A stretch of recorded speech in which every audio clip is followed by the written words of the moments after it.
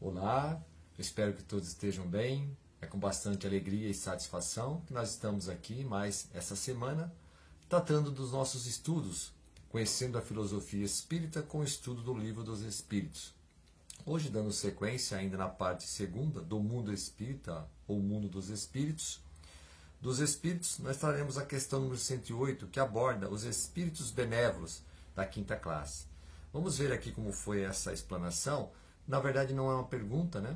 É um comentário que Kardec faz. Depois nós vamos ver aqui também o comentário do Espírito Miramés sobre essa questão e fazermos aqui a nossa reflexão, o nosso entendimento disso, né? Então, a questão 108, onde trata de espíritos benévolos, Kardec diz o seguinte: a bondade é neles a qualidade dominante.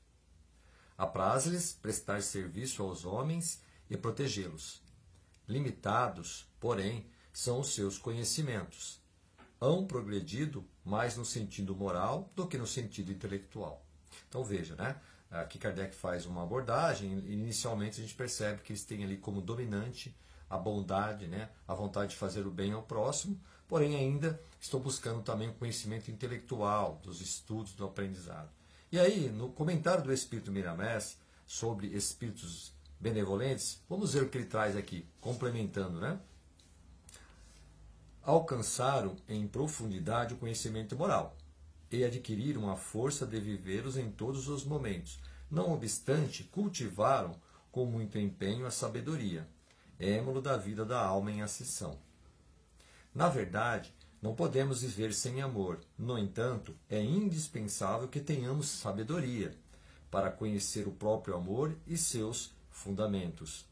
Somos todos dotados de sentimentos que nos levam à tranquilidade da consciência, quando bem orientados.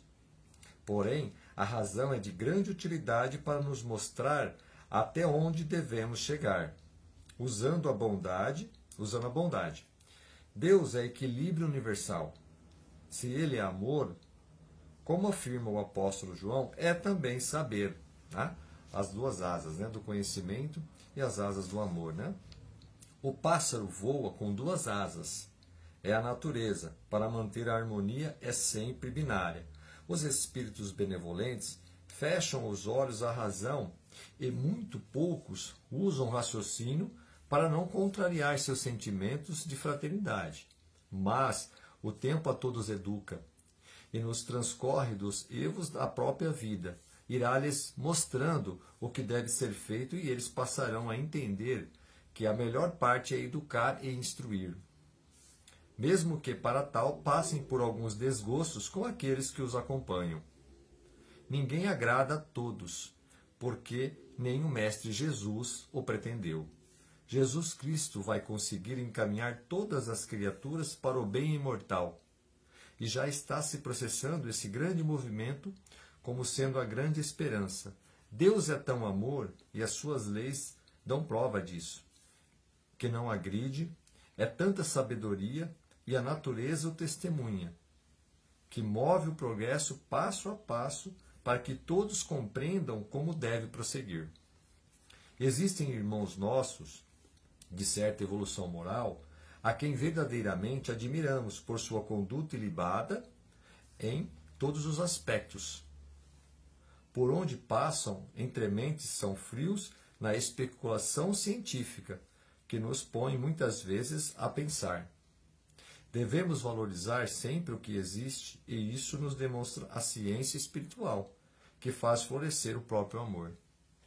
O próprio Livro dos Espíritos, do qual estamos tentando falar, por bênção de Deus e misericórdia de Jesus, nos diz nesse texto, ditado por elevada entidade que podemos chamar de Espírito Perfeito: tudo tem uma razão de ser, e nada acontece sem a permissão de Deus. Sendo assim, vamos examinar o que existe na feição do amor e de ciência, mas também compreender a posição daqueles a quem não agrada a ciência, bem como aos frios no amor. Vamos em tudo dar graças, porque o progresso não dá saltos. A bondade nos espíritos benévolos é dominante, e eles se sentem felizes em praticá-la, fazem amigos com facilidade, dada a tolerância que exercitam em seus corações, e costumam passar dos limites até da própria justiça. Mas o tempo os acompanha, pela direção do próprio Deus. Na hora certa, dará o toque nas suas sensibilidades e eles buscarão, por necessidade, a ciência que lhes fortificará a fé, porque a fé verdadeira haverá de encarar todas as situações que a contradição apresentar sem desfalecer. Se gosta somente da ciência espiritual, para fortalecer os caminhos que percorres, não desdenhe dos que somente alimentam o amor, pois no fundo, um e outros estão ligados pelas bênçãos de Deus em busca da perfeição. Então veja, fazendo aqui um breve resumo do que foi comentado por Kardec e também aqui pela explanação do Espírito Miramés, nós podemos se pautar em duas partes, que a evolução do ser se dá pela questão moral e pela questão intelectual, ou seja, nós temos que nos esforçar moralmente, com as nossas virtudes, no sentido de nos transformarmos num ser humano melhor, mais justo, mais igual, mais cheio de bondade. E, ao mesmo tempo com isso, também evoluímos na questão intelectual, porque as coisas precisam estar meio que equilibradas, senão nós podemos, através de perdermos a razão, sem conhecer verdadeiramente o amor, como é dito aqui.